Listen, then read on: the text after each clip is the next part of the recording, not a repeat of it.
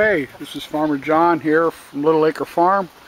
Just showing the inside picture here of my cold house, which is coming to just about an end. This has grown through the winter. We've had some regular shallots, here, elephant garlic, carrots and bunching onions together, some lettuces, some romaine, and some it's a red leaf lettuce. We got a new bed of carrots started here, purple carrots, some kale, some early kale we had put in, a couple tomatoes, stragglers are going to stay. These are goji berry plants. They're getting ready to go outside. These are some leeks that I put in last fall. It's the first time I planted them in the fall. Usually I plant them in the spring. But they've done very well. Actually starting to get flower heads on them. They're probably another month or two away from being picked. More greens. This is a mix of some different some kale and broccoli, cauliflower, arugula, beet tops. This is arugula here. It's just starting to go a little bit of flower. I got some mustard greens, some Swiss chard. This is a spicy, what's it called?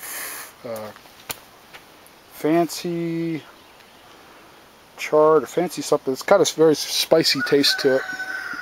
The end of my Tokyo Bacana, which is a really nice lettuce, grows right through the winter. Some really nice bok choy, just about ready to be picked out. I just cleaned this bed out yesterday. That was more Tokyo Bacana, some parsley. And then out here on this side, this is half of my garlic bed. There's I have a total of 865 heads of garlic in. I think I've ever done it, but we'll see. That's only one bed. But what I wanted to show you was right here. I started some banana shallot seeds roughly a month ago. I think it's easier to get it from the outside. Let me go on the outside. And I'm going to show you how I'm going to transplant them. Get it all set up here. Like I said, I planted these about roughly a month ago, and they're ready for transplant. So what I use is just a pitchfork, just to loosen the soil a bit, come up underneath of them. As you can see, I've already done one row.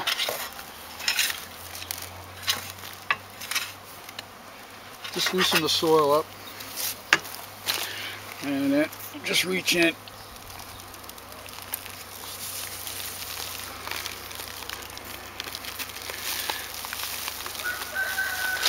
Get the non-onions or non-shallots out.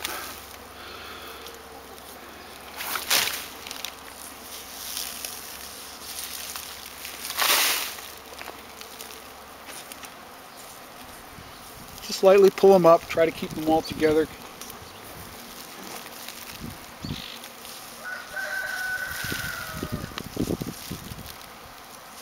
This is the way I usually do my leeks, my onions, and now my shallots. I've never done shallot from seed, but hopefully, looks like I'm going to have a bee swarm. Darn, they're not ready yet. Looks like my beehives are swarming for the first time already. You can probably hear them. They're pouring out of that. Last year they swarmed all the way to the top of that tree, which was hell to get. But back to my onions. I guess I'm going to have to go get one of my traps out for the bees. And I'll be right back. Okay, this is John back. Check, make sure we're focused. It's like I showed you before, we pulled the onions, or pulled the shallots. These are a banana shallot. What I do is just to kind of get a handful of them lined up.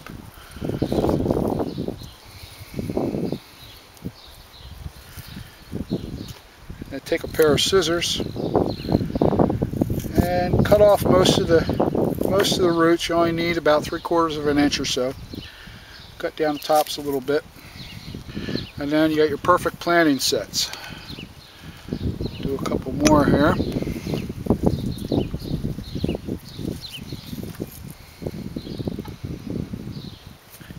Now this doesn't hurt the plant at all.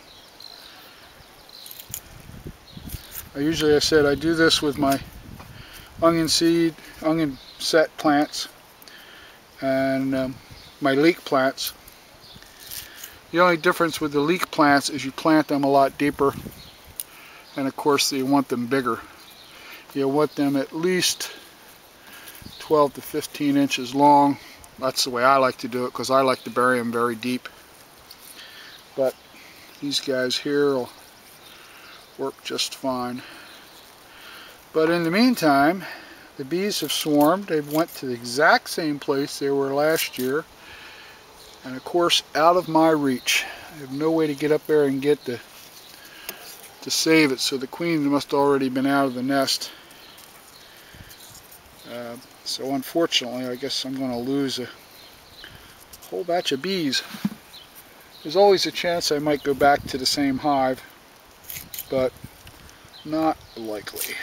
Last year we tried to get it off, and in the process we actually ended up, I guess, killing the queen. And what happened, all the bees went back to the hive. So the hive made a new queen, and a couple months later they swarmed again, and they went up to that same place. And we were able to save them that time and put them in the thing, but they didn't make it through the winter. They just didn't have enough food or enough bees. We kept feeding them, giving them sugar cakes, sugar water, but they just never got over. What happened is they, instead of making their own queen, they made a laying worker, which is sterile. She'll lay eggs, but the babies were no good. But enough about bees. So that's what we end up with. And then I'll take you down here where I'm going to plant them. Camera around a little bit.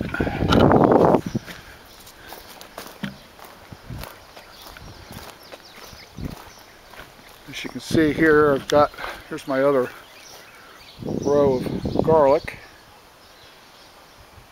There's about 3 or 4 different kinds of garlic in there. But this is where I am planting the, let's see if I can't get a nice shot of this. Without the wind knocking over the camera. Let me turn this a little.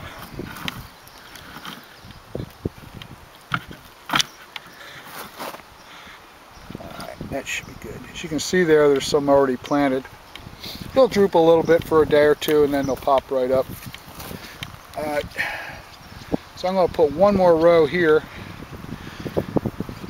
and all I'm using is just a stick. Like I said, for my leeks I use a much bigger stick, about a 1 inch, and I bury it at least 12 inches deep, and you get a nice long white stalk when it comes time. But just to show you, I just take a stick, I go down about 3 inches, go every 3 or 4 inches. You don't need a whole lot of room for these.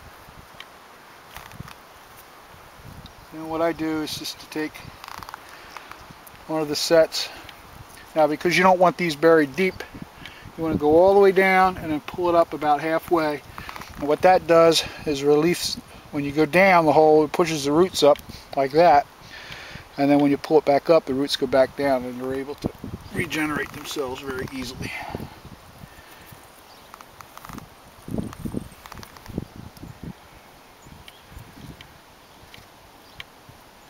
So I'll do this through the whole row, and then I got to find somewhere. I'll probably put the other ones over here in between. I got more bok choy and mustard green, so I got enough for another row there.